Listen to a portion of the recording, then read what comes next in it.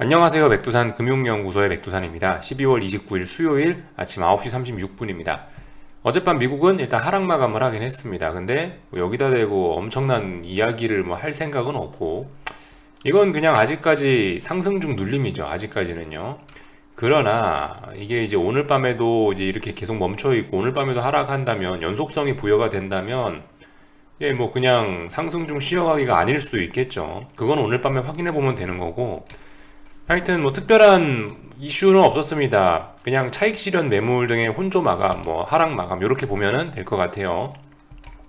근데 이제 그 와중에도 좀 눈에 띄는 기사가 하나 있었다면 요거, 나스닥이 올해 S&P보다 덜 올랐다고 하더라고요. 이게 2016년 이후 처음이라고 하는데, 어쨌든 이런 게 이 뭔가 시장을 보는 단서이지 않을까 싶기는 한데 어떻게 해석해야 될지는 잘 모르겠습니다. 근데 일단은 나스닥이 전 세계 주식시장의 대장이었지 않습니까? 그죠? 대장의 힘이 조금 빠졌구나라는 생각 정도는 할 수 있을 것 같아요. 아, 네, 그렇습니다. 하여튼 그래서 뭐 요 정도 이야기 정도만 하고 넘어가고요. 어젯밤 미국은 뭐 그래서 하여튼 뭐 쉬어가기가 나왔다는 거. 근데 이게 뭐 그 보시다시피 하락률도 막 그렇게 크지 않고 그런 상황이라서요. 나스닥은 0.5% 0.6% 빠졌는데 이 요즘에 나스닥 시장의 변동성이 워낙 지수 변동성이 커져 있다 보니까 이 정도 움직이는 거는 사실상 S&P가 0.1% 빠진 거나 그렇게 큰 차이가 없다고 보는 게 맞지 않나 싶습니다. 아무튼 뭐 그냥 쉬어가기 했다. 0.5% 빠졌지만 이건 뭐 약보합 뭐 0.1% 0.2% 빠진 거나 비슷한 느낌이라고 봐야 되지 않겠냐라는 생각이 들어요. 그래서 하여튼 어젯밤 주식시장 내용을 좀 간단하게 보면은 요렇다는 겁니다. 일단은 중요한 자리들 여기죠. 일봉상 볼린저 밴드 상단을 터치를 했는데, 이제 어젯밤에 더 강력한 힘을 보여주면서 급등을 할 수도 있었는데 일단 급등은 못한 거예요. 하루 쉬어간 거예요. 그러면서 머리 위쪽에 볼린저 밴드 상단이 저항이다라는 걸 확인을 한 거죠. S&P는 일단 하여튼 그럭저럭 괜찮아 보입니다. 근데 나스닥은 조금 이야기가 다를 수 있어요. 나스닥은 이제 제가 지금까지 말씀을 드린 게 여기 이날 11월 22일 날 갑자기 급락하면서 제가 드렸던 말씀이 왠지 이 부분에 대한 저항을 다시 테스트해야 되지 않겠냐라는 이야기를 드리긴 드렸는데, 일단은 그죠? 나스닥 같은 경우는 신고가를 간 것도 아니고 전고점이란 저항이 있긴 있습니다. 그런 상황에서 이런 모습을 보인 거기 때문에 일단 조금 더 의미는 있을 것 같긴 해요. 그래서 저 같은 경우는 뭐 오늘 밤에도 한번 뭔가 해볼까 싶긴 해요. 예를 들어서 새로운 기준이 생기긴 했죠. 새로운 기준이 예를 들면은 15,550 정도? 대충 요 정도 자리가 어떤 기준이라고 생각하는데, 대략적으로 이제 이 자리 올라오면 또 한번 나스닥 숏 한번 잡아보는 거죠. 반등시 매도 뭐. 그러니까 위에 올라오면 위에서 이제 뭐 숏을 잡는다 뭐 그런 이야기인데, 하여튼 15,550 정도라는 자리가 일단 뭔가 어떤 기준이 생겼으니까 16,400에서 하듯이 똑같이 다시 이 부분에 올라왔네, 그럼 일단 한번 숏 사보고, 밀리면은 또 다시 일단 계속 들고 가 보는 거고, 안 밀리고 또 오르면 또 갖다 버리는 거고, 그죠? 그런 식으로 해보면 될 것 같습니다. 하여튼 어제 마감한 거를 가지고 뭐 큰 의미를 부여할 수는 없고, 만약에 이제 또 이 16,550짜리에서 제 생각에 또 적중을 해가지고 여기서 또 오늘 밤도 이제 하락 마감을 하고 여기서 또 저항이 누적이 된다면은, 그러면 이제 또 다시 야 나스닥 쌍고점 이야기 할 수, 야 나스닥 쌍고점이다 이런 이야기 할 수도 있겠죠. 그래서 오늘 밤을 뭐 지켜보면 될 것 같고요. 하여튼 뭐 급등은 안 했네요. 급등은 못했고 더 이상 일단 변동성 확대는 못 시켰네요. 이런 모습들 확인하실 수가 있겠고요. 당연히 이렇게 됐으니까 변동성 지수들은 감소했습니다. 그죠? 빅스 지수 감소하고 뭐 나스닥 변동성 지수 감소하고 이런 모습들이 나타나기는 했어요. 아무튼 UVXY 이런 거는 조금 좀 지금은 좀 조심하셔야 될 때긴 한 것 같고요. 이 그림들을 좀 보자면 UVXY 같은 거 계속 죽고 있으니까 아직까지 뭐 지지력 이런 이야기 할 수 없으니까. 근데 어쨌든 왠지 보니까 결과적으로 이런 식으로 어딘가 살아나갖고 이렇게 저점이 높아질 것 같다는 생각은 듭니다. 왠지 그럴 것 같네요, 보니까. 나스닥 변동성 지수들은 어젯밤에 하락 마감하긴 했는데 뭐 일단 뭐 보시다시피 어쨌든 얘네도 일단 저점이 높아지긴 할 것 같아요. 아무튼 뭐 이런 모습들 좀 잘 보자고요. 근데 아무튼 변동성 지수들에 대한 직접적인 베팅을 할 타이밍은 아닌 것 같다. 일단 며칠간 확인이 좀 필요하지 않겠냐 라는 이야기를 좀 드리고 싶긴 해요. 어젯밤에도 죽었으니까요. 이런 모습 정도를 살펴봤고, 마이크론 테크놀로지를 또 봐야겠죠. 마이크론이 보시다시피 전고점, 무거운 저항까지 올라와서 일단은 뭐 조정받고 있다고 할게요. 아직까지는 조정인데, 근데 이제 자리가 심상치는 않죠. 자리가 심상치는 않아요. 아시다시피 직전 고점, 전고점 자리 굉장히 무거운 저항 부근이기 때문에 얘도 뭐 다중 고점형을 만들어낼 가능성이 있는 자리인 거예요. 굉장히 무거운 저항에 굉장히 급하게 올라온 거는 사실입니다. 오늘 이런 모습이라면은 일단 삼성전자는 별 재미가 없을 수는 있겠죠. 일단 이런 것들. 사실 굳이 마이크론을 맨날 볼 필요는 없는데, 근데 요즘은 이제 워낙 마이크론하고 삼성전자가 이제 커플링이 돼서 같이 움직이니까 한번 살펴본 거고요. 반도체 지수들은 뭐 보시다시피 일단 하락하긴 했는데 중요한 자리를 깨진 않았네요. 그죠? 여기가 중요한 자리죠. 여기 중요한 자리를 일단 뭐 지키고는 있습니다. 그래서 일단은 뭐 오늘 밤에 아무튼 나스닥 말씀드린 그 기준대로 저는 한번 뭔가 해볼 생각이 있고, 한국장 이야기를 이제 하기 전에 보시다시피 뭐 경제 지표들 발표들이 뭐 없지는 않은데요. 내일 뭐 하나 있습니다. 내일 밤에 목요일 날 밤이죠, 참. 네, 그죠. 네, 그러니까 목요일 날 밤에 그 고용 지표 하나 발표되는 그거 하나 있습니다. 여기 보시면은 어디 갔더라? 네, 이번 주에 하여튼 신경 써야 될 고용 지표, 네, 고용 지표 요거 하나밖에 없어요. 이니셜 잡리스 클레임 요거 하나만 보시면 될 것 같아요. 딱히 하여튼 이번 주에 어떤 경제 지표 발표 이런 것도 일단 별로 없습니다. 뭐 주택 판매 뭐 이런 거 있긴 한데 사실 뭐 이런 거는 그냥 별 3개만 써놨지 별로 중요할 것 같지는 않고, 하여튼 그래요. 그래서 뭐 특별한 거 경제 지표 발표 이런 거 없다 라는 이야기 드렸고, 달러 인덱스 정도만 보고 마치면 될 것 같은데, 달러 인덱스 같은 경우도 좀 옆으로 기어가고 있습니다. 하반경 직성 뭐 이런 이야기 할 수 있겠죠. 뭐 수렴형 박스권 이런 식으로 보시면 될 것 같습니다. 그죠?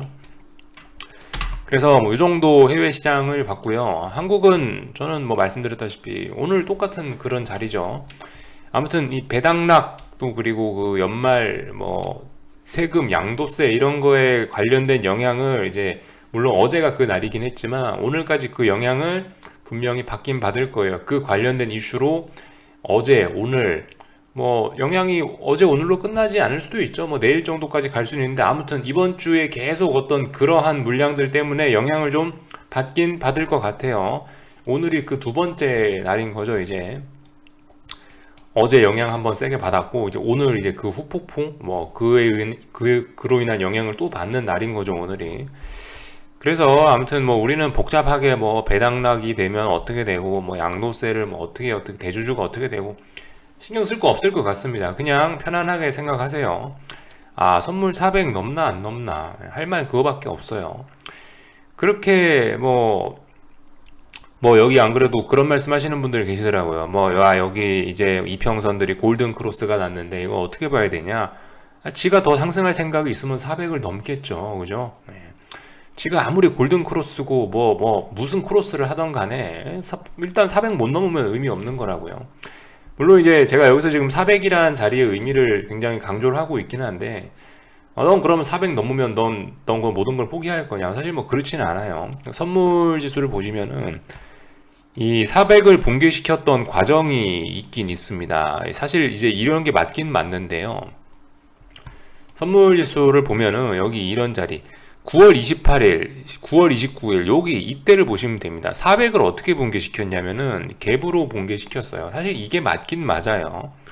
굉장히 중요한 지지선이었기 때문에 당시에는 이런 자리를 어떻게 붕괴시킬 거냐가 굉장히 중요했는데 갭으로 붕괴시켰다. 있을 수 있죠. 이렇게 무거운 지지선이기 때문에 갭으로 붕괴시키는 게 자연스러울지도 모르겠어요. 하여튼 근데 그래서 갭이 남았죠. 갭이 큰 빵꾸가 뚫렸어요. 전 그래서 개인적으로 400을 좀 넘는다 하더라도 한 405 정도 이런 자리가 결과적으로 굉장히 무거운 저항이 또 있기 때문에 여기에서 저는 기존 보유자이기 때문에 이런 이야기를 하는 거예요. 기존 보유자인 입장에선 저는 일단 한 405, 406 정도까지는 아무것도 안 하고 일단 지켜볼 생각이 있다. 405, 406을 넘어가기 시작하면은 그거는 일단은 좀 아닐 수 있겠다라는 생각을 하고 있는데, 근데 아무튼 오늘까지는 뭐 지금 아무 일도 없지 않아요. 예. 뭐 현재 지금 상황에서는 아무 일도 없으니까 전 그냥 가만히 있는 거고요. 일단 봐야죠. 그래서 오늘 뭐 400을 넘을지 안 넘을지 모르죠. 근데 뭐 여러분들 그 쫄고 뭐 이럴 필요가 없을 것 같아요. 쫄고 스트레스 받고 뭐 그럴 필요가 있겠습니까? 그냥 제가 봤을 때 지금 오늘 굳이 이런 거 볼 필요 없을 것 같아요. 그냥 오후 3시 반쯤, 3시 반에 오면 늦죠. 한 3시 10분쯤 컴퓨터 앞에 느즈막하게 앉으셔가지고 400 넘었나 안 넘었나 보세요. 400 넘었다 그러면은 좀 아닌데 뭐 여러분들 뭐 기존 물량을 좀 정리하시든지, 중요한 저항이니까요 400이. 아니면은 뭐 400을 결과적으로 못 넘었네, 그러면 또 다시 내일까지 또 계속 갖고 가는 거고요. 아무튼 중요한 그런 자리까지 왔으니까 기존 보유자분들 스트레스 받지 마시고 그렇게 하시면 될 것 같고, 아직도 현금이 있으신 분들은 뭐겠어요. 또다시 무거운 저항이 올라왔으니까 뭐 할 수 있겠죠. 또다시 신규로 또 계속 어쨌든 숏 포지션을 들이댈 수 있겠죠. 왜냐?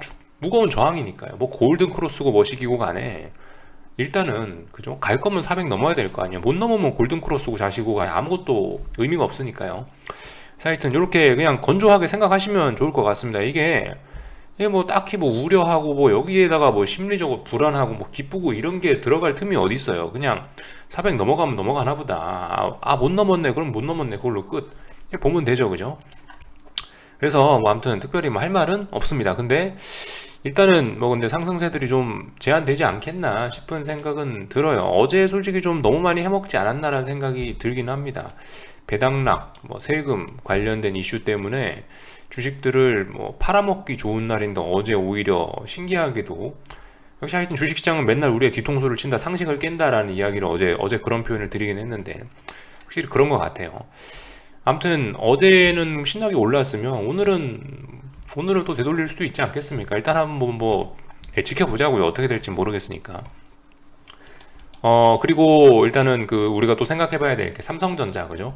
삼성전자 같은 경우는 일단 누가 뭐래도 일단 또다시 저항이 누적되고 있어요. 지금까지 우리 코스피 지수를 상승시킨 게 뭐예요? 지금까지 결과적으로 저기 370부터 해서 400까지 상승시킨 게 삼성전자 아니에요. 일단 삼성전자가 마이크론이 주춤하니까 얘도 일단 주춤하고 있고, 물론 얘도 이제 중요한 저항에 왔으니까 주춤하는 걸 거죠. 예.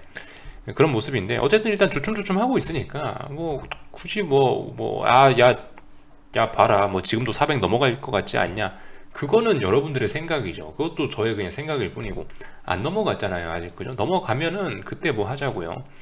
그러니까 이게 그 지금 이쯤 되면 누가 봐도 넘어갈 것 같죠. 누가 봐도 앞으로 계속 상승할 것 같은데, 근데 아무튼 상승하려면 앞으로 조건이 뭐냐고요. 400 넘어가냐 안 넘어가냐가 조건이니까 막연한 예감이죠. 나머지는 오를 것 같아, 이 예감이잖아요. 예감. 야 골든 크로스가 나고 어쩌고 저쩌고 하니까 오를 것 같아. 어쨌든 예감이란 말이죠. 그러니까 예감은 일단 넣어두시고 눈으로 확인하고 나서 뭐 그 뒤에 움직이시는 게 좋을 것 같고요. 네. 그래서 뭐 맨날 하던 얘기 이 정도 했습니다.